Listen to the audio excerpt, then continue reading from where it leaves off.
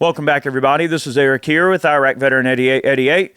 All right, got some more 2A news for you. This is coming fresh out of the GOA, and oh my gosh, it's actually, for a change, some good freaking news. About time we get some good news in the 2A world. All right, this particular article is written by Aiden Johnston. The title is GOA-backed bills repeal SBR, SBS, and AOW regulations. What? You mean like repealing the NFA, or at least making it not a thing anymore? Wow, that would be pretty nice, wouldn't it? All right, well, we are going to dive into this. I would like to take a quick moment.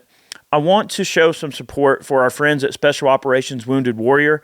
They are a nonprofit organization. These guys do not draw paychecks. I do not get paid anything in association with these dudes. I just want to shout them out because they take these veterans on these wonderful hunts. Some of these guys have been through some really terrible situations fighting these wars over the last 20 years, and some of them have gotten some life-altering injuries and seen some really terrible things, and they need the camaraderie of getting together with their veteran buddies and with other military people that understand their fight that they've been going through and what they continue to go through, and they take them out on these amazing experiences.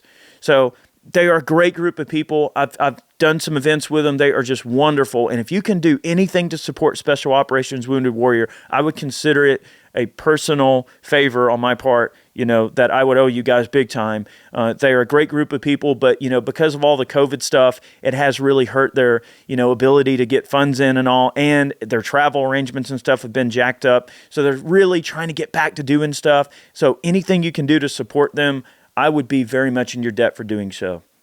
Special Operations Wounded Warriors, check them out. I'll put a link in the description box below. All right, now this article is actually kind of lengthy, and it's got a lot of great information. I have gone through and just kind of highlighted some of the high points, so I'm not going to read the whole article, but let's dive into it.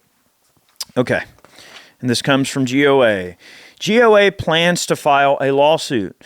GOA already has announced plans to sue the Biden administration to prevent these rules from going into effect. And what we're talking about is the brace rule that's coming down in August, okay? But there's some other things we're going to talk about here. But as we did with our bump stock case, GOA's legal team must wait until the final rule is published until we file our lawsuit for two important reasons. First and foremost, the ATF's final rule may be different from the currently available text of its proposed rule. GOA's attorneys will need to analyze any final rule when it is published, possibly in August, in order to craft an effective response. Final rules issued by administrative agencies often differ, sometimes substantially, from what an agency initially proposes. Although everyone knows the ATF has proposed an illegal and unconstitutional, we must wait patiently until any rulemaking is a done deal. So what they're saying is we can only speculate, like what Chad and I mentioned in the video where we talked about the brace ban, and when we did the podcast, Matt and I over on Ballistic Inc. did the podcast where we talked about it. We can only really speculate. We won't know until the information is actually in front of us as to what exactly it's going to look like. Remember that brace worksheet, that freaking ambiguous worksheet that's got all this random confusing stuff in it?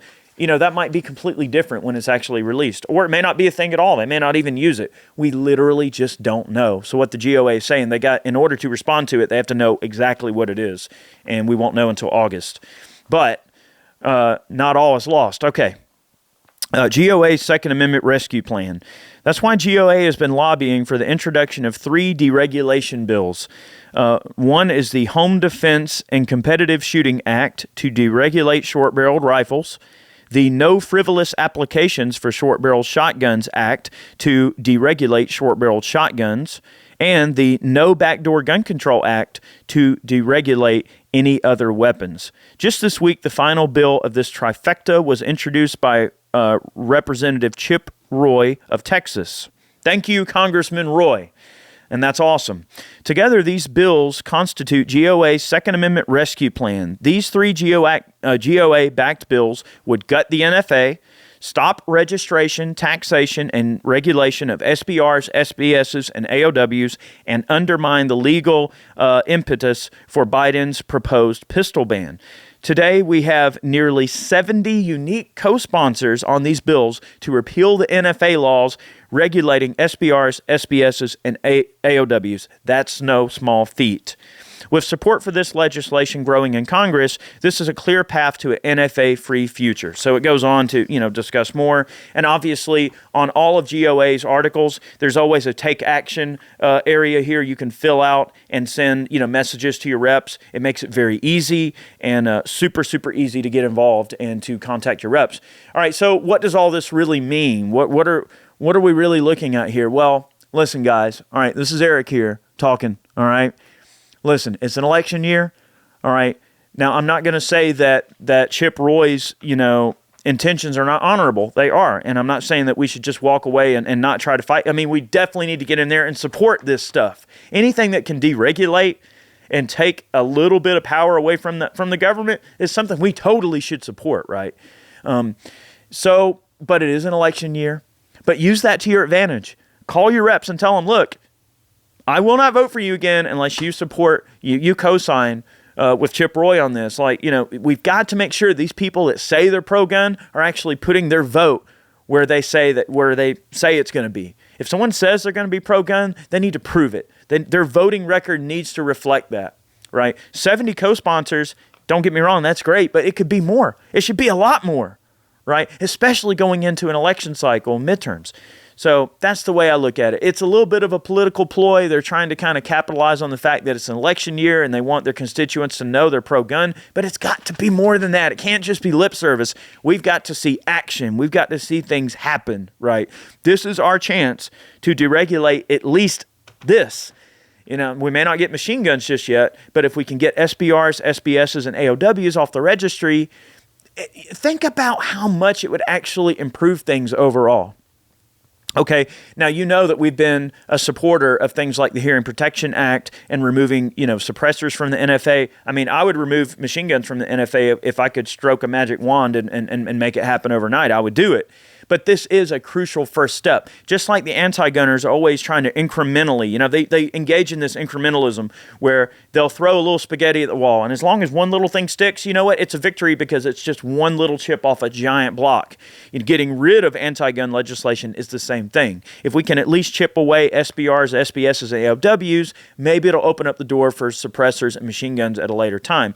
And it would serve to deal with all of this confusion, like, okay, this pistol brace thing and, smooth bore firearms and 13-inch, it's not an AOW, it's not a SBS, it's just a 13-inch firearm. Like all these little weird gray areas and little, random intricacies like braces. It should really just all go away, right? If we just remove these items off the NFA, because we know that those items are not used proportionally or disproportionately in some crazy amount of crime, right? The data doesn't reflect that, right? And the law enforcement concern generally, unless the given area is just, intrinsically anti-gun anyway, the law enforcement feedback hasn't necessarily been, to either direction. So these things are not an issue. And society at large, I mean, if you can walk in a gun store and buy a 13-inch smoothbore firearm that for basically is an SBS or AOW or a brace pistol, that it's a pistol but it's not an SBR. I mean, like, come on. Like, what are we doing here? We're wasting our time over bullcrap when these things don't even need to be under the NFA to begin with. And I think that's kind of the guise of what this bill is meant to accomplish, right? It's just common sense, right? Like, why should we replace a regulatory burden for someone to exercise their right through the form of a $200 tax stamp to have these items? For one, you can't tax a right anyway. They're not supposed to be doing that regardless, okay? But then two, it's like now there's how many brace pistols out there? Hundreds of thousands of them. And the overall crime, it hasn't done anything to make crime worse. So why does it matter? Let people have them. Let them eat cake. All right, that's what I say. I want my cake and my SBR, dang it. And I want it yesterday. You hear? So support this bill. We're going to put a link in the description box below. You can check it out. And there's a real easy form, again, where you can go on there and get involved very, very easily and send messages off to your reps. So big shout out to GOA and Aiden over there for doing a great job. Great article. And don't forget to check out Special Operations Wounded Warrior. Give them some support if you will. I'm going to go donate some money right now as soon as I'm get off this mic here. Big thank you to all of our Patreon supporters. You guys are amazing. Thank you very much for supporting what we do. You can go over to Ballistic Ink and pick yourself up a snazzy t-shirt if you wish to support what we do more directly. That's one way you can do so.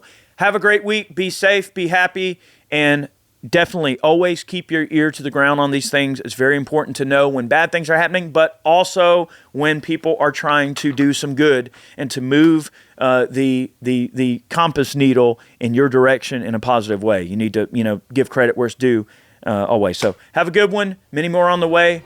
We'll see you soon.